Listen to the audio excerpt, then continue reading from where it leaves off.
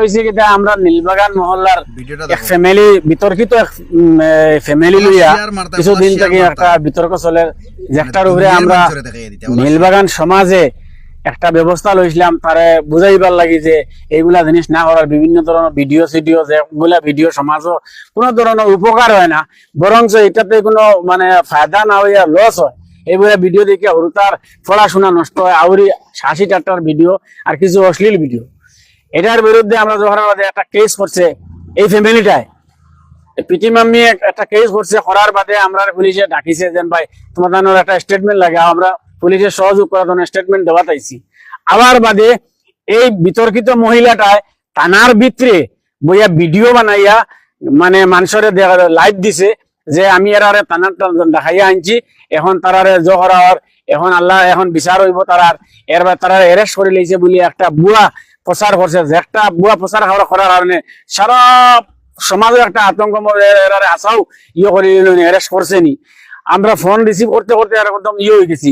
এর বাদে বিভিন্ন ধরনের অশ্লীল ভাষা ব্যবহার করছে। এই তার বিরুদ্ধে নীলবাগান সমাজ বারোই আইসন বহুত মানুষ, আরো মানুষ রয়েছেন বাজারও, যে এরার বিরুদ্ধে সমাজে আইয়া কেস করছে, তারার উপরে একটা রিটার্ন দিছে থানাত, যে আমরা মুরব্বী হলের উপরে মুরব্বী হলেন থানাত আইসন পুলিশের সহযোগ করা ইনভেস্টিগেশন হোক, কিন্তু বুয়া অপপ্রচার চালাইয়া কিতালে সমাজও একটা মানে অপ্রীতিকর সৃষ্টি এই করার উদ্দেশ্যটা কিতা।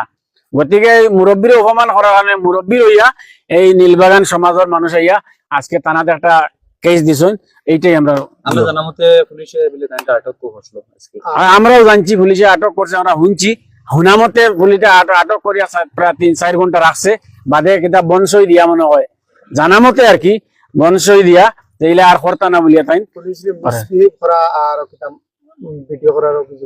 হ্যাঁ হয়তো মানে ইয়ে করছে। গতিকে এরা সমাজও সব সময় মানে ইয়ে ফেলায়, এরার বিরুদ্ধে আমরা এই থানার আইসিরে ওসিরে আমরা অনুরোধ জানাই আর যাতে এরার বিরুদ্ধে তদন্ত করিয়া বিহিত ব্যবস্থা লওয়ার কারণে, না হইলে সমাজে একটা অশান্তির পরিবেশের সৃষ্টি হইব।